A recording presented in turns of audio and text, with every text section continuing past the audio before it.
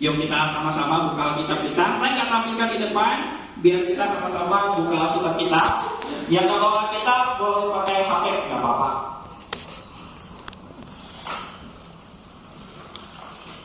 Yohanes 21 ayat 1 sampai 14.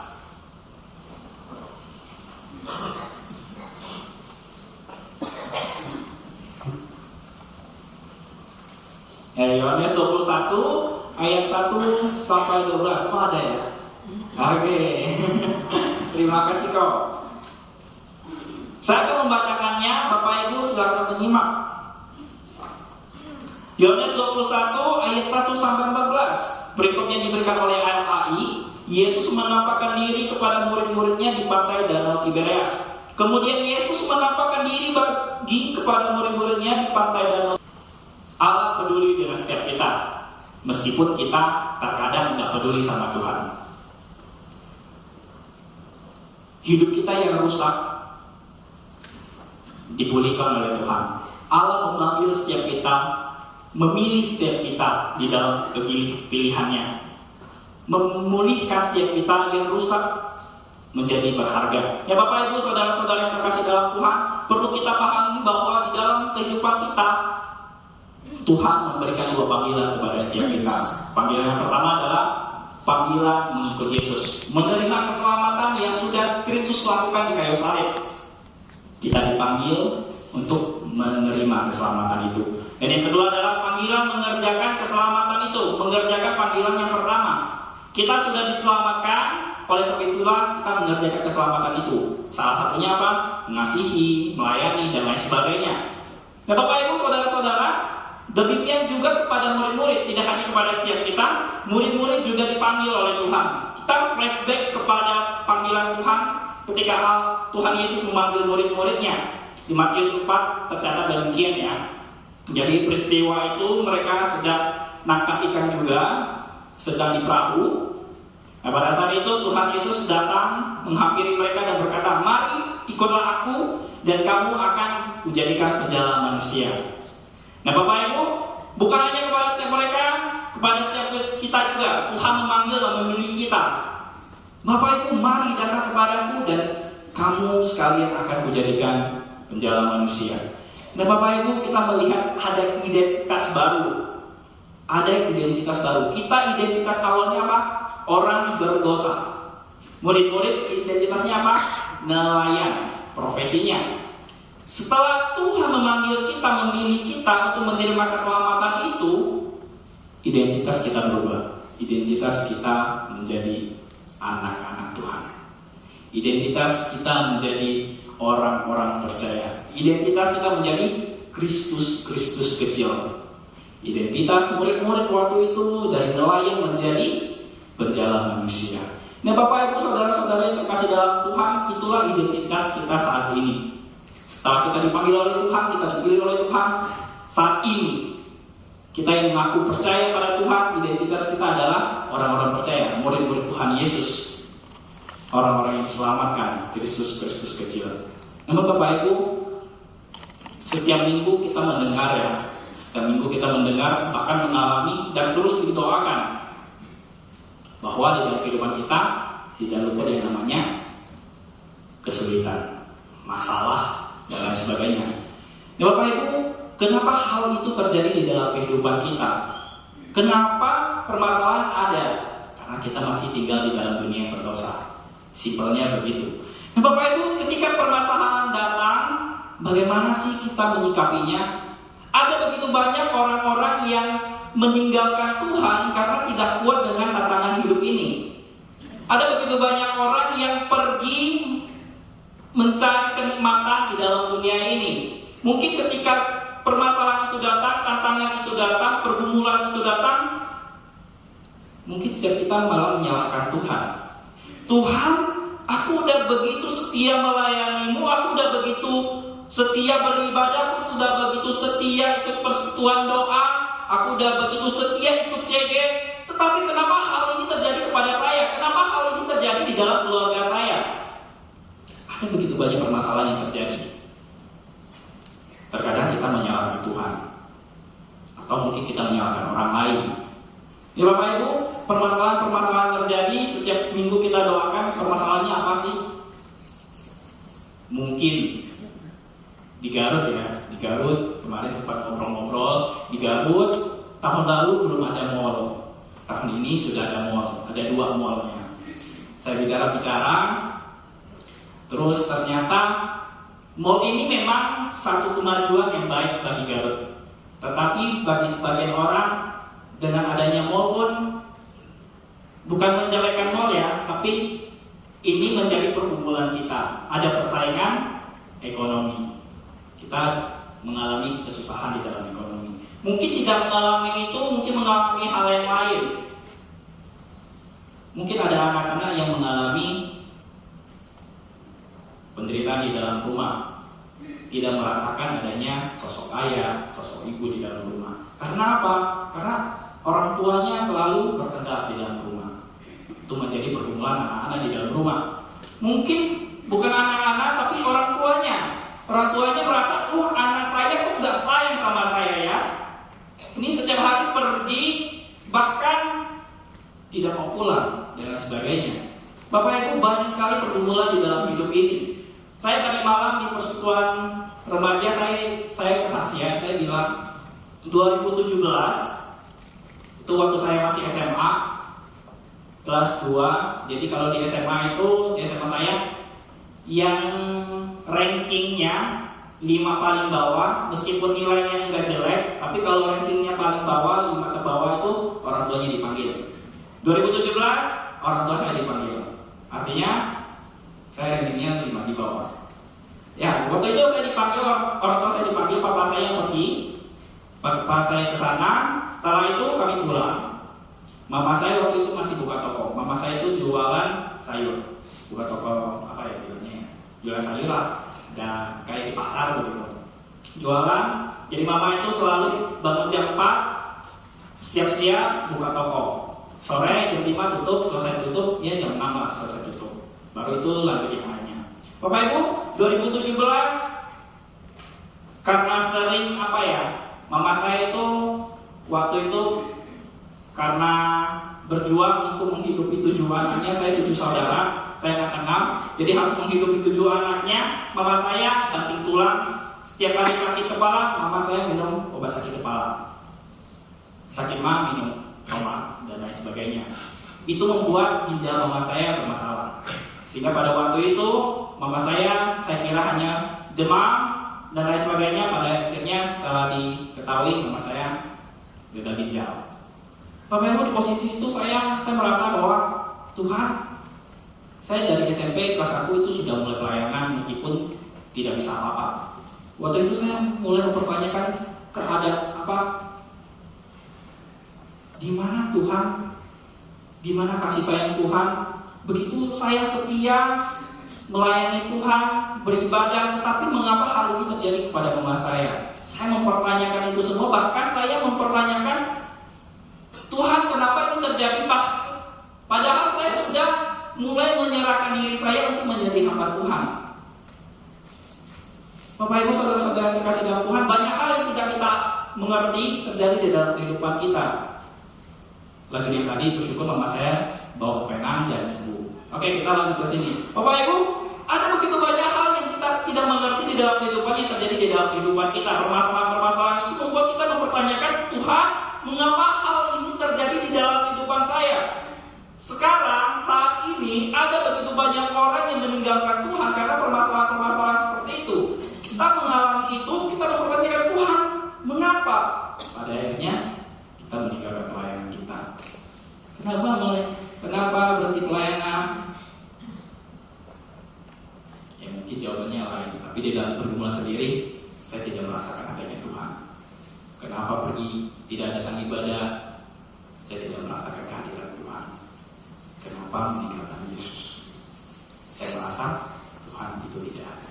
Bapak Ibu, banyak orang yang meninggalkan Yesus karena permasalahan-permasalahan hidup.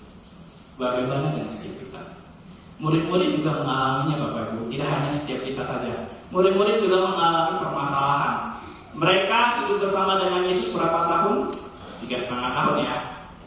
Ketika dipilih, dipanggil untuk mengikuti Yesus, mereka hidup bersama. Tetapi ketika Yesus mati, mereka kehilangan identitas mereka sebagai pengikut Yesus. Bagaimana tidak Bapak Ibu, mereka 3,5 tahun bersama, melayani bersama, tidur bareng, makan bersama, jalan bersama, 3,5 tahun mereka bersama-sama. Tetapi pada akhirnya Yesus harus mati. Kehilangan nggak? Kehilangan. Keputusasaan terjadi. Mereka tidak ada harapan lagi. Pada akhirnya kehilangan identitas sebagai pengikut Yesus. Di dalam Yohanes 21 ini kita melihat mereka, ingat yang ketiga, mereka awalnya penjala ikan, dipanggil oleh Tuhan menjadi penjala manusia. Pada akhirnya sekarang kalau kita lihat di ayat 2 tadi dikatakan bahwa mereka kembali menangkap ikan. Ayat 2, ayat 3 mereka kembali. Ini Bapak Ibu, mereka kehilangan identitas mereka sebagai pengikut Kristus. Mereka kehilangan identitas mereka sebagai penjala manusia. Apalagi yang mereka hadapi, kan cuma itu saja ya. Ada banyak lagi Bapak Ibu. Di dalam pasal ini juga menjelaskan bahwa mereka tidak ada harapan hidup lagi. Kenapa saya katakan begitu? Kalau saya narasikan ya, kan di dalam Alkitab tidak menarasikan secara keseluruhan. Kalau saya narasikan, wah itu lagi gabut gitu ya. Terus tiba-tiba murid yang lain tanya, terus kita mau ngapain hari ini? Gak tahu mau ngapain nih. Terus bilangnya, oh aku mau pergi menangkap ikan. Murid yang lain bilang apa? Oh kalau gitu aku ikut deh. Bapak Ibu di sini mungkin simple banget gitu ya bahasanya.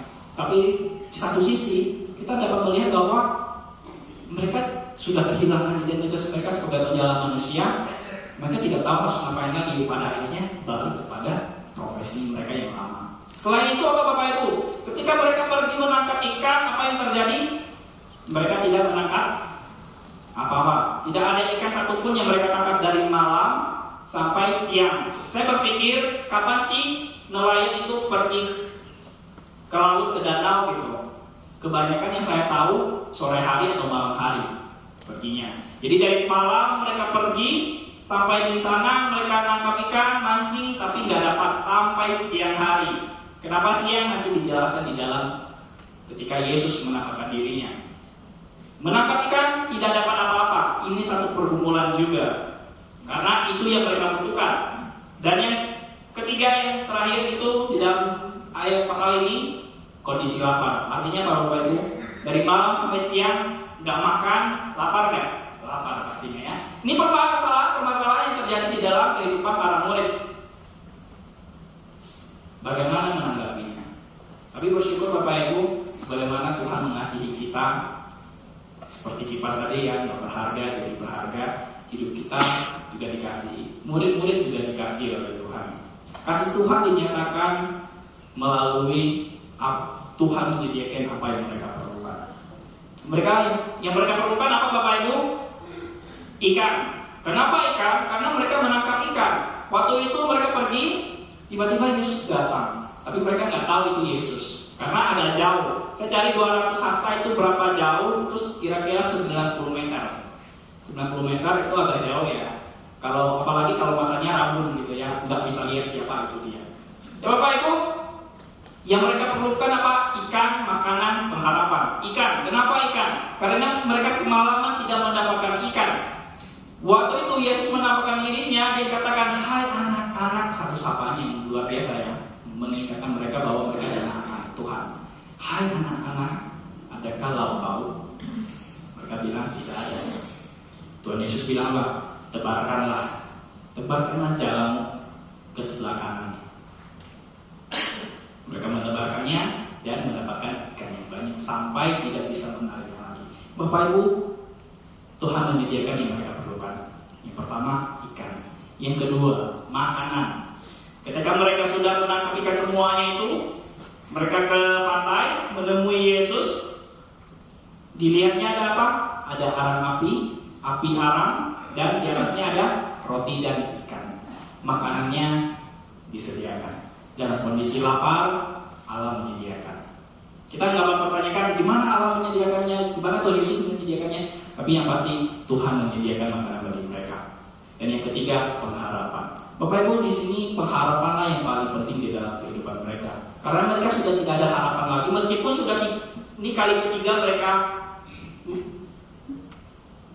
melihat penampakan Yesus gitu ya.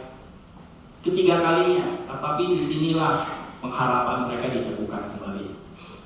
Identitas mereka diteguhkan kembali. Inilah yang terjadi bagi mereka. Bapak Ibu, menjadi menariknya di sini. Ketika Yesus bilang, "Hai anak-anak, ada lauk?" Jawab mereka, "Tidak ada." Dalam pikiran saya, jika itu saya yang dulu, mungkin saya bakalan jawab ini. Siapa sih orang itu? Datang-datang, "Hai anak-anak, so akrab deh. Tanya lagi ada lauk atau enggak. Ini saya udah dari malam sampai siang ini nggak dapat apa-apa. Datang-datang tanya-tanya gitu ya." Terus dibilang apa? "Tebarkanlah jalanmu ke sebelah kanan." Emang lu siapa? Ini profesiku. Ini yang aku paling tahu. Kamu mas siapa? Aku yang paling pandai dalam hal mancing ikan. Ngapain kau ajar-ajar aku? Emangnya kau kira aku belum lempar itu jalan ke sebelah kanan? Bapak Ibu, ini yang menarik bagi saya, karena murid-murid meskipun nggak tahu itu siapa, tetapi mereka melakukannya. Mereka menjawab, "Oh tidak ada." Jawab dengan santai. Ketika Yesus disuruh lempar, mereka melakukannya meskipun tidak kenal waktu itu. Bapak Ibu, saya melihat bagaimana dengan setiap kita di dalam profesi kita. Ketika kita mengalami kemandekan, ketika ada orang lain yang datang kasih tahu, "Pak, begini." Misalnya ya, Pak Paulus mengalami pergumulan tinggi gitu. Terus kita tiba-tiba datang, "Pak Paulus, sabar ya. Firman Tuhan bilang begini." Wah, Pak Paulus bilang, "Aku ini hamba Tuhan, firman Tuhan aku kuasai." Bisa jadi, bukan bisa jadi loh. Maksudnya, Bapak Ibu, kita di dalam profesi kita, apapun yang bisa kita kuasai, orang lain mau bilang apa? "Lu siapa sih? Aku ini paling mengerti tentang profesi ini." Gitu. Tapi kita melihat murid-murid Tuhan Yesus menebarkannya meskipun kita tidak kenal. Pada akhirnya, ketika mereka mendapatkannya, kita melihat mereka menyadari sesuatu. Murid yang dikasihi oleh Yesus, Yohanes, dibilang apa? Dia terbuka matanya dan dia mengetahui bahwa itu adalah Tuhan. Dikasih tahu ke Petrus. Bapak Ibu, kenapa hal itu bisa terjadi? Dia ingat di Lukas pasal 5 ayat 6. Dan setelah mereka melakukannya, mereka menangkap sejumlah ikan besar ikan, sehingga jalan mereka mulai koyak. Dan Yohanes 21. Bapak Ibu, ada peristiwa yang sama yang terjadi di dalam kehidupan mereka. Oleh sebab itulah Yohanes ingat. Dejavu ya kalau kita bilangnya. Ini sepertinya pernah terjadi di dalam kehidupan saya. Dan disitulah Yohanes kasih tahu ke Petrus, "Pet, itu Tuhan." Setelah itu Petrus turun. Dia waktu itu mungkin karena panas atau gerah atau gimana, dia nggak berpakaian. Jadi dia pakai pakaiannya langsung terjun ke danau, langsung berenang ke sana atau lari ke sana, menghampiri Tuhan Yesus. Bapak Ibu, murid-murid kembali menyadari identitas mereka sebagai anak-anak Allah yang kembali bersukacita karena Tuhan ada bersama dengan mereka. Ketika mereka sampai di sana, mereka makan bersama. Tuhan sudah menyediakan segala sesuatu yang mereka perlukan. Ikan, makanan, semuanya pengharapan sudah diberikan. Di situ mereka makan bersama. Saat itu belum ada yang berani, "Oh, kamu siapa?" Tidak ada yang berani tanya. Karena mereka tahu di dalam hatinya itu adalah Tuhan. Dan di sisi lain Tuhan tahu mereka ini nggak berani, mereka ini masih malu-malu istilahnya. Oleh sebab itu bilang Tuhan melayani mereka. Mereka bilang, Tuhan bilang, "Mari sarapanlah." Karena nggak ada yang gerak, Tuhan sendiri yang melakukannya. Dia ambil roti, ambil ikan, kasih ke mereka. Bapak Ibu, saudara-saudara yang terkasih dalam Tuhan, semua peristiwa itu terjadi dalam waktu yang singkat, mengubah mereka. Murid-murid menyadari kembali identitas mereka sebagai anak-anak Allah, karena Tuhan sendiri yang menyatakan dirinya. Bapak Ibu, bagaimana dengan setiap kita? Ketika kita mengalami permasalahan, seringkali kita menyalahkan Tuhan. Ketika Tuhan memakai orang lain untuk menolong kita, apakah kita mengeraskan diri kita menolak mereka, atau kita mau menerima pertolongan dari mereka. Pertolongan yang Tuhan berikan melalui orang lain menyadarkan kembali setiap kita akan identitas kita sebagai anak Allah. Bapak Ibu saudara-saudara yang terkasih dalam Tuhan, mengapa permasalahan kerap terjadi dalam kehidupan kita? Di dalam salah satu ajaran reform, pengakuan iman reform, dikatakan hal ini bagi mereka senantiasa menjadi alasan untuk merendahkan diri di hadapan Allah dan mencari perlindungan pada Kristus yang disalibkan itu. Artinya apa Bapak Ibu? Supaya setiap kita disadarkan bahwa kita begitu lemah. Setiap kita memang sudah dibebaskan, sudah diselamatkan. Tetapi selama kita masih hidup di dalam dunia ini, kita ini tetap manusia yang lemah. Kita penuh dengan keterbatasan. Mau gak kita datang kepada Dia? Seperti Matius 11 ayat 28, marilah datanglah kepadaku semua yang letih lesu dan berbeban berat, aku akan memberikan kelegaan kepadamu. Mau gak kita merendahkan diri kita menghadap Allah yang penuh kuasa itu untuk menerima kelegaan itu? Kenapa ada permasalahan? Supaya kita sadar, jangan sampai kita sombong, jangan sampai kita menganggap semua hal itu bisa saya lakukan dengan kekuatan saya sendiri. Bapak Ibu, kebutuhan utama kita terpenuhi di dalam Kristus Yesus yang mau mulai dari dirinya sendiri, merendahkan diri menjadi manusia, menjangkau setiap kita orang berdosa. Kebutuhan utama kita apa? Keselamatan. Tuhan Yesus Allah itu yang adalah Raja mau menurunkan diri, memulai dari dirinya sendiri, turun ke dalam dunia yang berdosa. Untuk apa? Untuk menjangkau kita. Karena kalau Ia tidak turun, ada begitu besar gap yang terjadi. Kita nggak bisa sampai ke sana. Oleh sebab itulah Tuhan mau turun untuk menjangkau kita, untuk menarik kita dari lumpur dosa. Bapak Ibu, setiap kita sudah dipenuhi kebutuhan kita, keselamatan sudah kita terima. Mungkin masih ada pergumulan, tetapi percaya Tuhan tidak pernah meninggalkan kita. Paduan suara yang terakhir, baru terakhir, mengajarkan kita, ayo pulang. Waktu kamu susah, waktu kamu berdosa, waktu kamu sudah menganggap dirimu bisa melakukan sesuatu, ayo pulang. Pulang. Ayo kita pulang kepada Allah yang memanggil kita.